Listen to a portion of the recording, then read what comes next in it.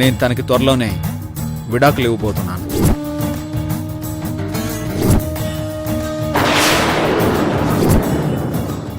ఏంటమ్మా ఇది? నా జీవితాన్ని చక్కబెట్టుకోవడానికి, నా మాంగళ్యాన్ని నిలబెట్టుకోవడానికి ఎన్ని ప్రయత్నాలు చేస్తున్నా వాటిని ఆ యమజ నాశనం చేస్తుంది. నేనేం చేయలేకపోతున్నాను.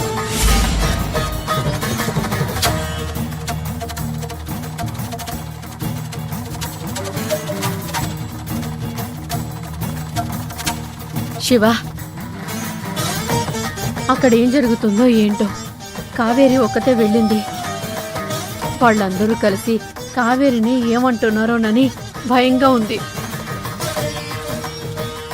అమ్మా, ధర్మేచ్ఛ, అర్థేచ్ఛ, కామేచ్ఛ, మోక్షేచ్ఛ, నాతి చరామి అని పందిట్లో ప్రమాణం చేసిన నా అర్జున్ బాబు దాన్ని మర్చిపోయి నాకు విడాకులు ఇస్తానంటున్నాడు.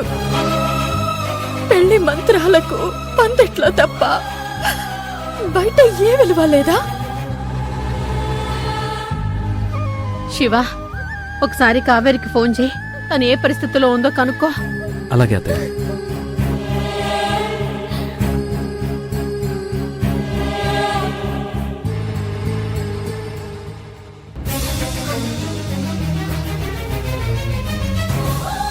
మంచితనమే నువ్వు నాకిచ్చిన శాపమా? ఆ యమజ ఎలాంటిదో తెలిసినా అక్క అనేసరికి తన మాయలో పడిపోయాను.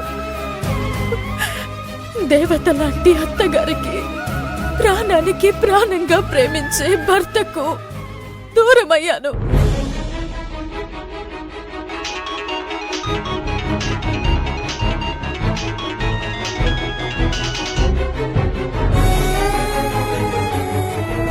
అమ్మా, నువ్వే బావతో ఫోన్ చేయిస్తున్నావని నాకు తెలుసు. కానీ ఏం చెప్పమంటావు నన్ను? ఆ యమజ కావాలని రెచ్చగొడుతుందని తెలిసినా కోపాన్ని కంట్రోల్ చేసుకోలేకపోయాను. నా ఆత్మాభిమానం మీద దెబ్బ కొడితే చూస్తూ ఊరుకోలేకపోయాను. నా అత్తయ్యతో మెడపట్టి బయటికి గెంటించుకున్నాను. ఏమైంది శివ? ఫోన్ లిఫ్ట్ చేయట్లేదు అత్తయ్య. అక్కడేదో జరుగుంటుంది. వాళ్ళు కావేరిని అవమానించి ఉంటారు. నేను వాళ్ళని అస్సలు వదిలిపెట్టను. అంటే ఏంటమ్మా, వెళ్ళి వాళ్ళతో గొడవ పెట్టుకుంటావా? కావేరి కాపురం నువ్వే కూల్చేస్తావా? ఇలా ఆవేశపడితే ఎలా అమ్మా? అవును రుక్మిణి అక్క, ఇప్పుడు మనం ఆవేశపడకూడదు. అయినా అర్జున్ బాబుకి అన్నికి కావేరంటే చాలా ఇష్టం. ప్రస్తుతం కాస్త కోపంలో ఉన్నారంతే. వాళ్ళు కావేరిని అవమానించరు. తను చెప్పేది వింటారు, నిజం తెలుసుకుంటారు. అమ్మా, కావేరి వాళ్లతో మాట్లాడుతూ ఉంటుంది. తనని ఇప్పుడు డిస్టర్బ్ చేయడం ఎందుకు? కాసేపు ఆగాక మళ్ళీ ఫోన్ చేద్దాం. అవునత్తయ్య, అదే కరెక్ట్.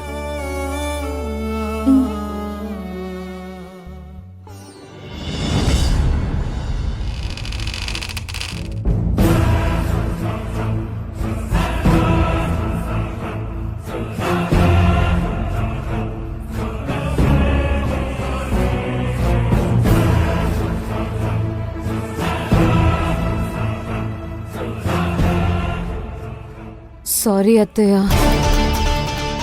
ఇలా జరుగుతుందనుకోలేదు. అందుకే కావేరిని నువ్వు ఆవేశంలో ఉన్నావు. ఇప్పుడు అత్తయ్యని కలవద్దు అని చెప్పాను. అయినా తను నా మాట వినలేదు.